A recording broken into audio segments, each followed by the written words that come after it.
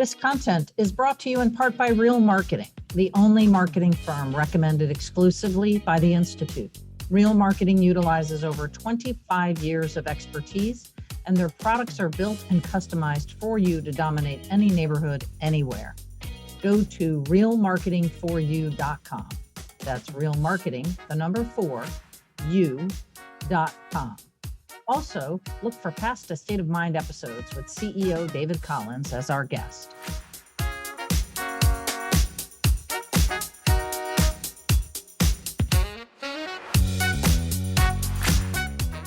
So, hi, Steve. It's great to have you. Welcome Diane. to the podcast. Hey, thank you. Thank you. Yeah. So, tell us a little bit about you, Steve. Well, thanks, Diane. It's so good to be back here with you on your podcast. And my name is Steve Yastrow. I live in Chicago. And how did I get here today? Why were we in this conversation? Well, I started out my career in more traditional marketing and sales. And I got into the hotel business by my early 30s. And I started to realize, I looked at what was really working to drive people's preference to want to buy from the company I was with, Hyatt Hotels. I realized it had less to do with the advertising and the direct mail and later on the digital marketing, and more to do with those human connections, things that happen when a person who represents a company interacts with a customer. Now, obviously, we can't always have those human connections, but when we can, it's a real time to an opportunity to really move a customer's preference for you, or to move them the other way if that interaction isn't good. So I've focused most of my career on these human connections. How do we build relationships with customers? And a big part of that is, how do we sell? And what became really clear is that the way most people sell isn't the most effective way to do it. We think of a pitch. Let me tell you how good I am and convince you to buy from me. You can't convince anybody to do anything. You have to engage them in a conversation that really helps them see why working with you is a good idea. And that's really what I focus a lot of my effort on right now. Well, we got introduced a number of years ago, and I read your book, Ditch the Pitch. Fantastic book. And, Thank you. sometimes, congratulations. It's just great. And it really synthesizes all of the things that I think I learned early on in my career through many different methods of the good old corporate sales training you get, right? So here we sit now in talking about the real estate profession, and mainly to real estate professionals. And we're talking today in particular about this element of the life of a real estate professional called negotiating. Right. And as you and I have talked, there's so many layers to this idea of negotiating, and why I wanted to talk in particular with you about this, and not, the great books written about negotiation. We all know Getting to Yes. I think, if you pull most of us, we read it very early in our careers. Very famous book on negotiating. But what makes the profession of real estate so different than, say, the attorney is it's constantly happening. This idea of communicating and negotiating, right? Oh, certainly. I mean, if you look at the fact that the real estate professional's success depends so much on building relationships with people, other agents, their clients, whether they're buyers or sellers. And through those relationships, you're constantly having conversations that bring your relationship forward. So there are many steps of negotiation. There's those big negotiations that close the sale, but there's many steps along the way you're trying to persuade other people to do. Like I said earlier, we got to take this whole idea of convincing people. You can't just make a great statement, an argument, and convince somebody. That's not the way the world works today. We're all so used to making decisions for ourselves. But what you can do is figure out what's this person's path to saying yes to you or to agreeing with you, and find how to nurture them along that path through conversations. Exactly. And so one of the ways that I thought we could construct our conversation is through your book, right? You have these habits. And so if you can take a minute and really walk through these habits, right? Habits 1 through 6. Sure. The concept of Ditch the Pitch is based on developing 6 habits that get you so confident that you can create the perfect conversation for whoever you're speaking with. It's really about improvising conversations. We need to have some good habits so that we have the basics of conversation down, and we can just focus on improvising the nuances for this person. And the first couple of habits are about figuring out what's going on. Habit number 1 is called think input before output. And let's face it, most people when they're selling or engaging customers, think about output before input. Let me tell you what I got and then get your feedback. We want to flip that around 180 degrees, input before output.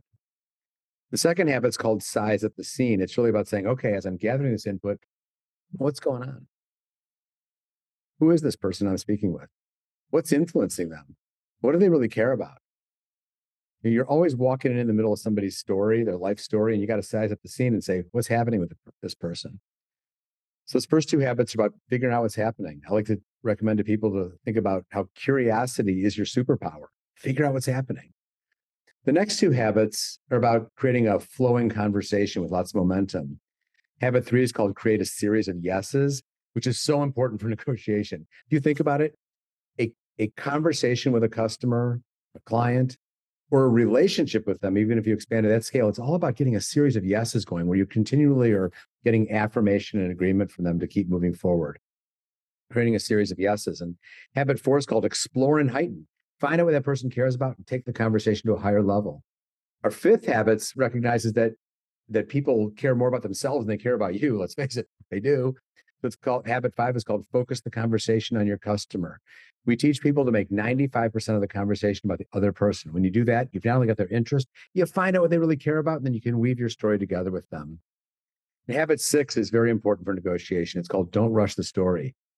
You may want to move quickly, but if you try to move faster than the other person, you'll actually slow the process down. You got to be very attuned to what pace they're comfortable moving in. Well, that's terrific. I mean, I'm sitting here taking notes just as you're talking. I'm reminded of these habits. And listen, I think just like anything else, you've got to practice this, right? Mhm. Like you can't just assume you're going to read a book or try to do something new and suddenly you're just able to do it. Can you talk a little bit about where improv comes in for you here? Because I thought as I've, looked at what you've put together in this book and the training that I've had and put in place, this idea that you're improvising the person, Yeah. right? Yeah. It's you got to improvise because every customer is different. Every person you deal with, and I'm using customer in a very broad sense. Sure. Another agent is your customer, a client's your customer. The fact is, anybody you need to persuade to do things that'll help you succeed, consider them a customer. Let's use the word customer very broadly. And you realize that every customer is a unique human being, and every situation is different, meaning each customer, each person you deal with is different day to day. So you have to tear up your script, ditch the pitch, and be ready to adapt to whatever this situation demands.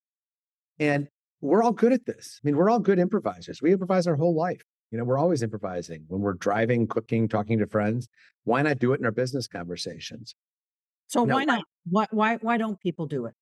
because it's a really interesting thing. People could be totally loose with their friends and talking and just having a conversation. Let's face it, nobody does a script before they go out with their friends on Saturday night, do they? Of Right. course, not, right? But then we get in a business setting, we think, oh, this is how I'm supposed to do it. I've got my PowerPoint deck. I've got my marketing materials. Let me walk people through it. No. The the main principle of ditch the pitch is to turn every presentation into a conversation that matters to the other person.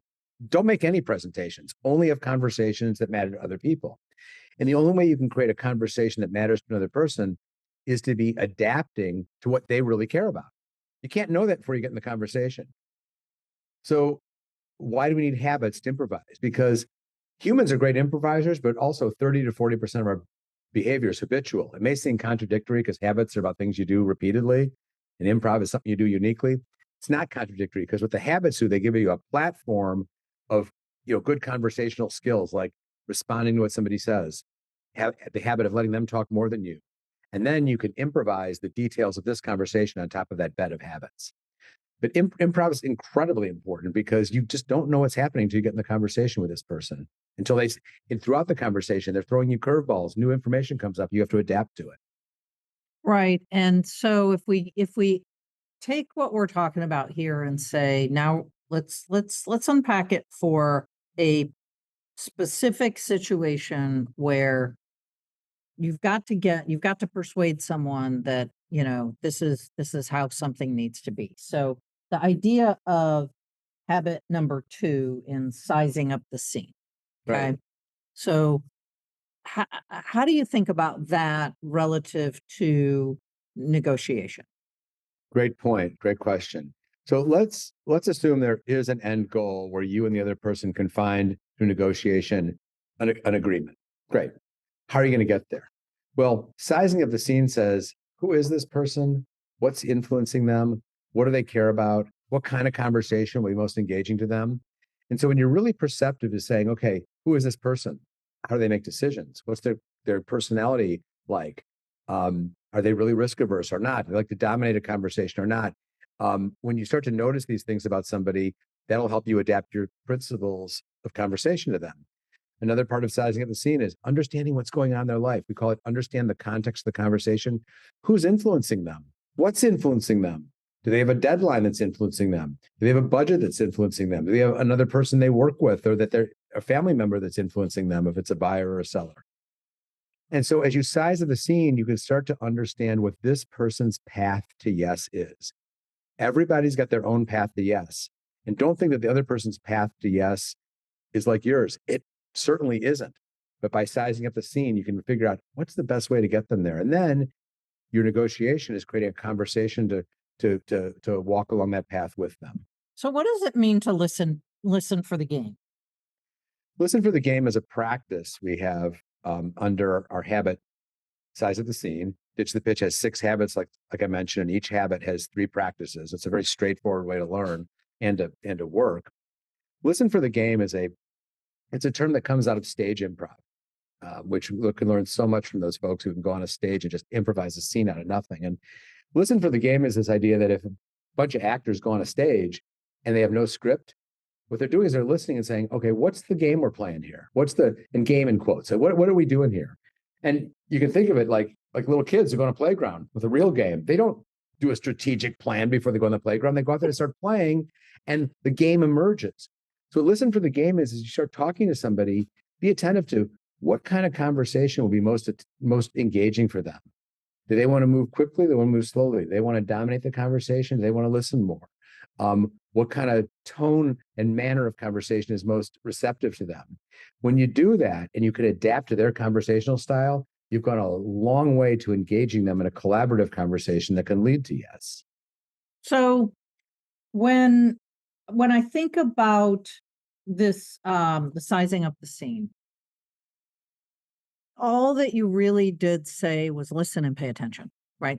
And that And kind interpret. Listen, pay and attention, interpret. Yeah.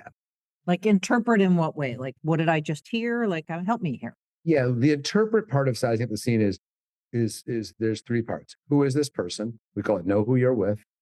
You know, this is a unique human being I'm talking to.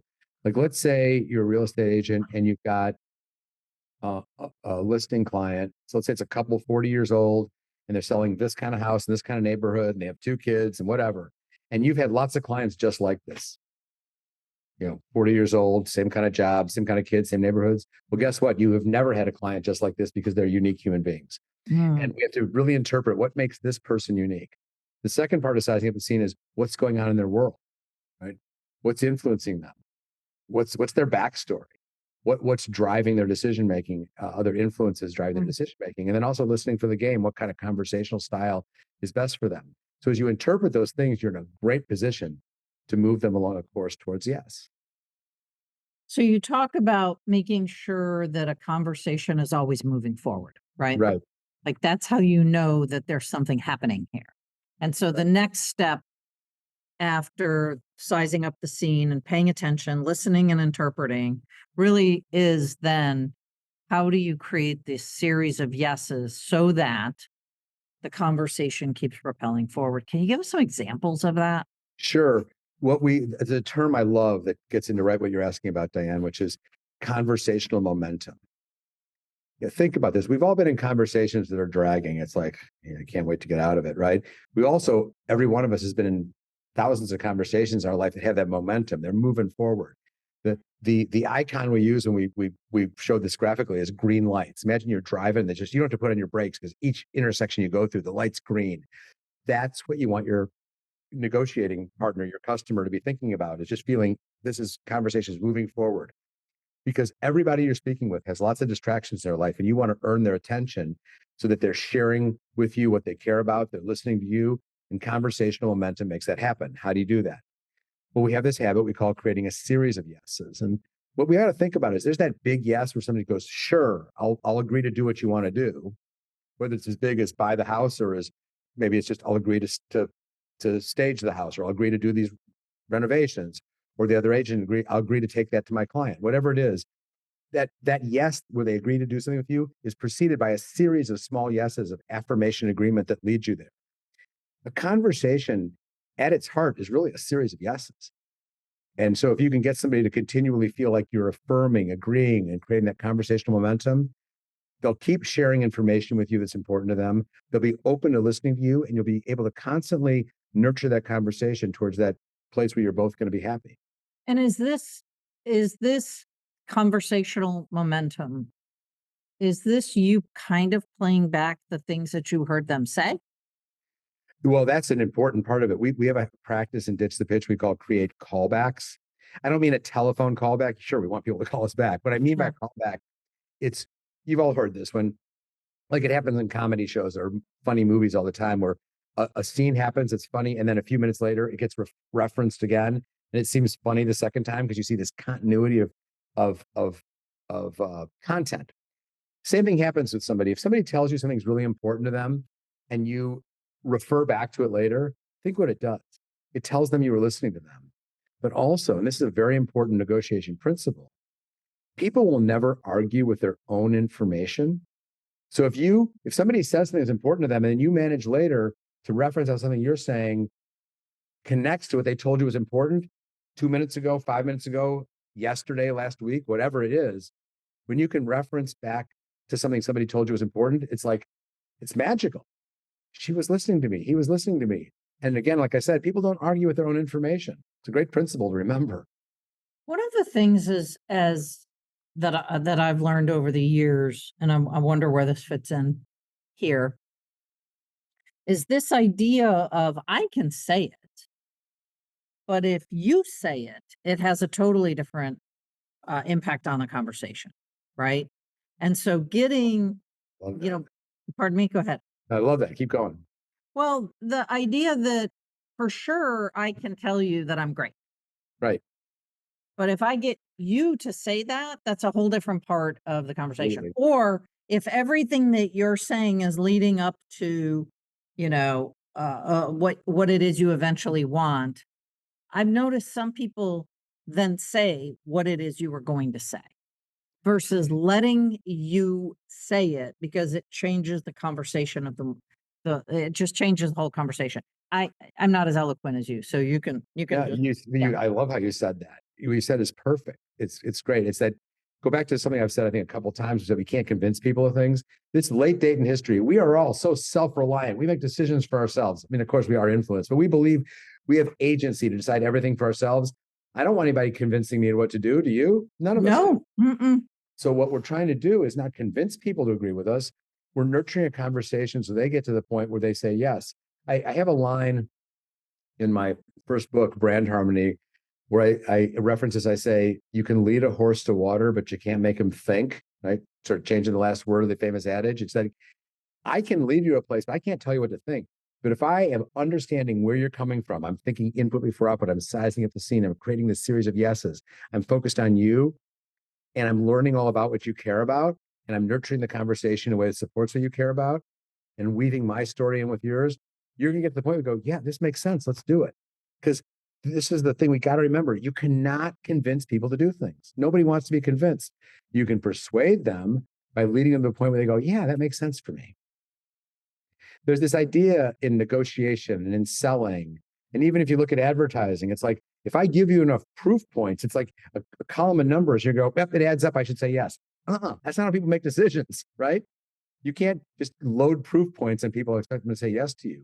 What you can do is figure out what their best path to yes is, and then, collaborate with them to walk down that path to get to a point where you're going to be happy with when they say yes.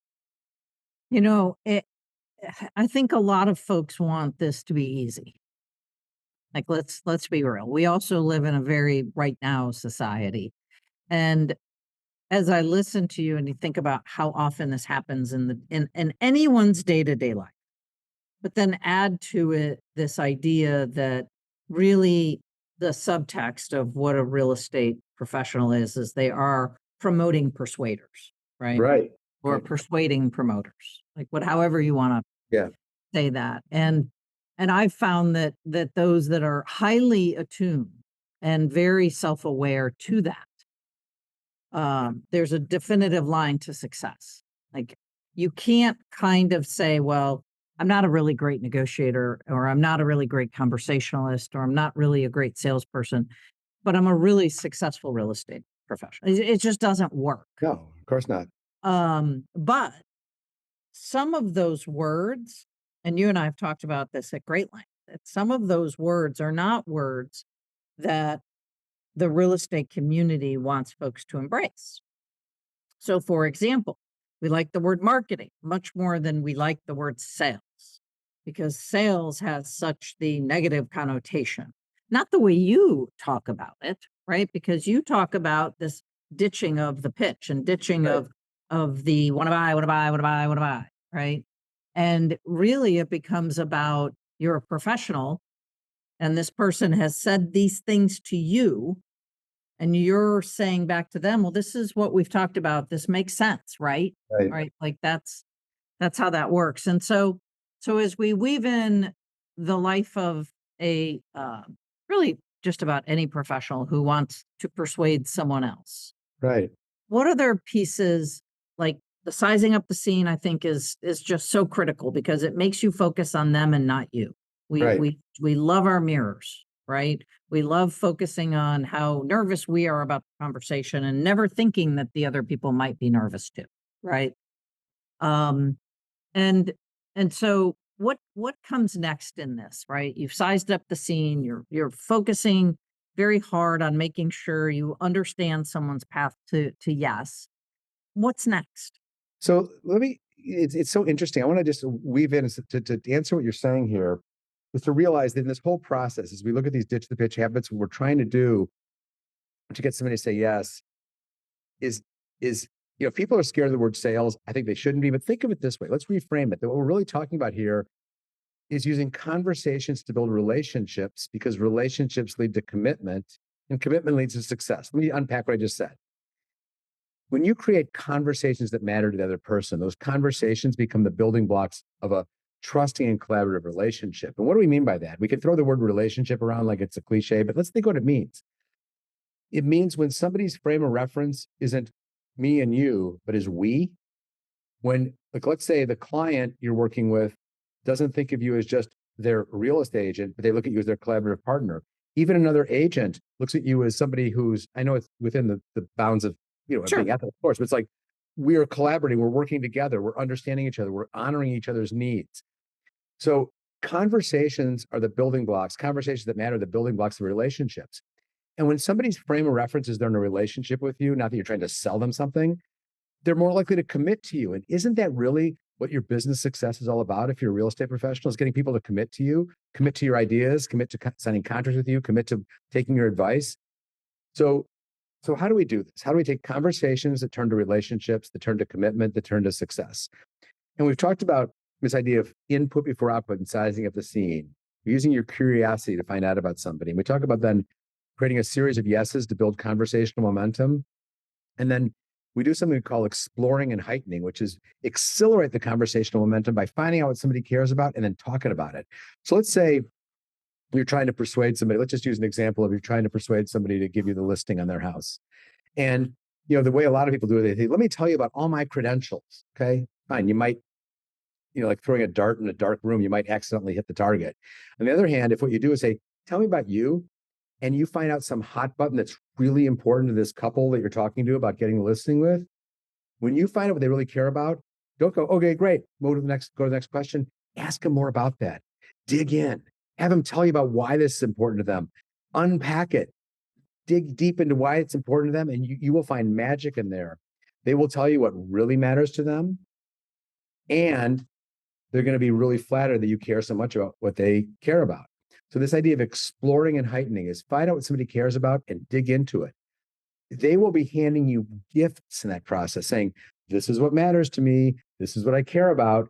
And the more somebody tells you what matters to them, what they care about, the easier you can then craft a wonderful conversation that's going to make them want to collaborate with you, and you get to a better place. You'll probably get to a yes that's better for you than if you try to just pound it into them. So, okay. So now I'm going to get really real about this. So this Sure. is really about negotiating as a step in what the Institute calls, the blueprint for success. Like you've Got got it. to have this skill. Yeah. And yet what I've found is that that skill somehow is always talked about as I don't know, out there on an island somewhere, right? Like you've got to know how to do this. Right. As you talk about it, it strikes me that it's woven into the entire Yeah. relationship. I love how you said that. Yeah. That's an important way to look at it, Diane. It's like, don't look at this. Oh, I got to go learn to ditch the pitch. And then I got to go learn about, whatever legal things I got to know. And I got to learn how to do no, it's like what we're talking about, ditch the pitch, is the most fundamental human thing. Humans have had evolved conversation for at least 200,000 years. We're really good at it. We've been practicing it for a long time, thousands of generations. Let's use this skill. If we take these fundamental human talents for conversation and weave them into our business to every moment of it, it's an integral skill. This isn't an island. This is something that is critical to every time you're interacting with somebody in your job. And if you think about it, like you said earlier, Diane, that like real estate professionals are promoting persuaders or persuading promoters. Really what that means is that this is such a human profession. It's Yeah. all about interacting with people on one of the most important decisions they're going to make, if it's the homeowner, and if it's another agent, their livelihood, interacting with people on something that is so incredibly important in their life in such a human way, where you're not trying to do something unnatural and convince them to do something. You're having natural human conversations. This is fundamental to what it means to do this. So don't think of yourself just as a salesperson. Sure, you are selling. What you're doing is building human relationships that encourage people to want to commit to you. And the way you do that is through conversations that matter. That's what it's all about. So the reality of that, and I want to pick one very specific piece of the job, if you will. Sure. And that is, now I've gotten I just call it what it is. I've gotten a written offer and now I have to go get, someone else to take that offer. Right. And there's all kinds of um quote, I'm doing air quotes around ways to negotiate. Okay. Meet you in the middle, give up half here, you know where I'm going, right? Right. Think win-win. And how does this become how, how does what we're talking about weave into that scenario Sure. where it's all together? Sure. It's not a moment in time. Right. Interesting. So let's take that example of you've got a written offer and now you've got to persuade somebody to take that offer, right? Well, Let's use that as an example. So, first of all, let's remember the fundamental principle I mentioned is turn every presentation into a conversation that matters. Obviously, you got to present your offer, but how do you do it through conversations? The other person is actually really engaged, right? And so, are you thinking, Diane, of like you're the listing agent trying to get your client to accept the written offer, right? either or, it doesn't matter. It's just sort of that part of the process where it gets down to The brass tacks, um yeah. yeah, something that feels like it's it's it's um it's confrontational, Okay, right? so this is what we don't want it to be confrontational, right? Right. We don't win then, because what happens is if we're in that position of it's a zero-sum game and I'm trying to get from you, that's never going to be good for us, right? Mhm. What we want to do is, again, like we said earlier, you can lead a horse to water, you can't make them think. We can't convince people to do things. But if in the presentation of the offer, let's say over the past few months, you've been thinking input before output and sizing up the scene, and you know what this person really cares about. You've been exploring and heightening and finding what they care about.